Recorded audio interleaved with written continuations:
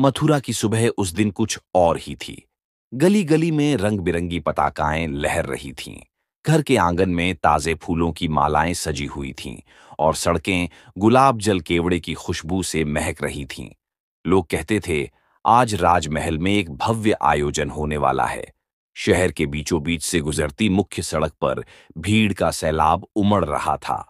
व्यापारी अपने दुकानों के सामने रेशमी कपड़े और स्वर्णाभूषण सजा रहे थे। बच्चे उल्लास से नाचते गाते घूम रहे थे और ढोल नगाड़ों की गूंज पूरे नगर में उत्सव का संदेश फैला रही थी। राजमहल के अंदर भी तैयारियों का आलम था। राज दरबार की दीवारों पर केसरिया और लाल रंग के कपड़े लटकाए गए थे। सोने के दीपस्तंभों पर घी के दीप प्रज्वलित थे, जिनकी लौ मंद मंद डोल रही थी। महल के गलियारों में फूलों की मालाओं के साथ साथ दुर्लभ चंदन की सुगंध तैर रही थी। यह सुगंध त्रिवक्रा यानी कुब्जा के हाथों से आई थी। कुब्जा कोई साधारण व्यक्ति नहीं थी। वह सुरपणखा नाम की राक्षसी का पुनर्जन्म थी, जो श्री राम में रुचि रखती थी, पर उसका प्रेम अधूरा रहा। उसकी उस भक्ति के फलस्वरूप भगवान ब्रह्मा ने उसे कुब्जा रूप में पुनर्जन्म देने का वरदान दिया, ताकि वह कृष्ण राम का पुनर्जन्म के साथ आत्मिक मिलन कर सके। कुब्जा, मथुरा की राज सुगंध सेविका, वह न केवल चंदन और इत्र की शिल्पकार थी, बल्कि सुगंध को कला में बदलने वाली कलाकार भी थी। परंतु उसकी देह एक दुर्भाग्यपूर्ण विकृति से पीड़ित थी। कमर झुकी हुई, गर्दन टेढ़ी, कंधे असमान। उसकी चाल सीधी नहीं, बल्कि जैसे हर कदम में वर्षों की पीड़ा का बोझ समाया हो। फिर भी उसके चेहरे पर एक अद्भुत माधुर्य था।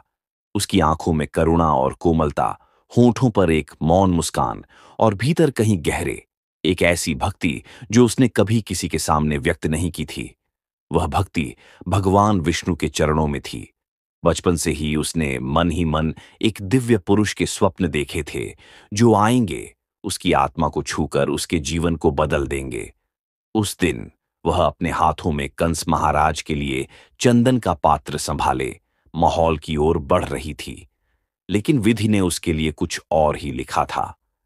श्री कृष्णचंद्र एक दिन राजमार्ग पर जा रहे थे। तभी उन्होंने एक नवयौवना स्त्री को देखा, जो अनुलेपन का पात्र लिए जा रही थी। वह स्त्री थी कुब्जा, जिसे त्रिवक्रा भी कहा जाता था।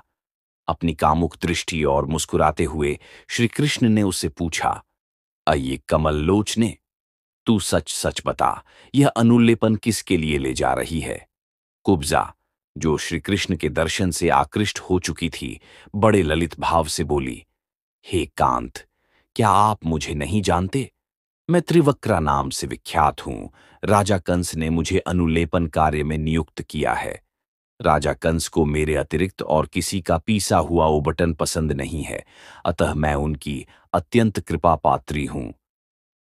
श्री कृष्ण ने मुस्कुराते हुए कहा, हे सुमुस्त्री, यह सुंदर सुगंधमय अनुलेपन तो राजा के ही योग्य है।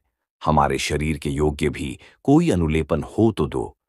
यह सुनकर कुब्जा ने आदरपूर्वक कहा, लीजिए, और उन्होंने दोनों भाइयों को उनके शरीर योग्य चंदनादि दिए।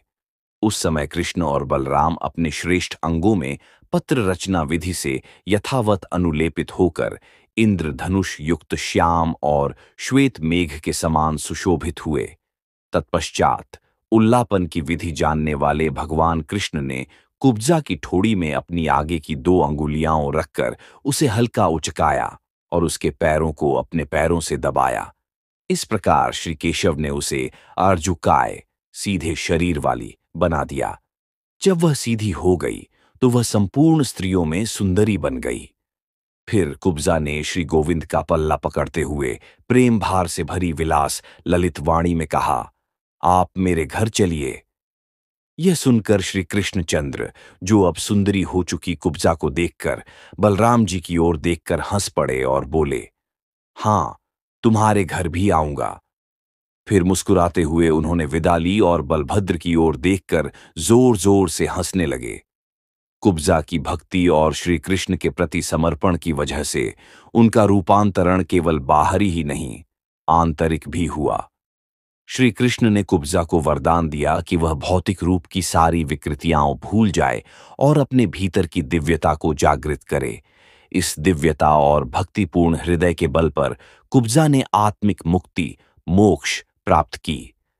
इस प्रकार मथुरा की गलियों से लेकर श्री कृष्ण के चरणों तक कुब्जा की यात्रा पीड़ा से प्रेम तक, अकेलेपन से आत्मिक मुक्ति तक एक दिव्य कथा बन गई। और आज भी उस कथा में हर बाधा के पीछे छिपे प्रेम और विश्वास की कहानी सुनाई देती है।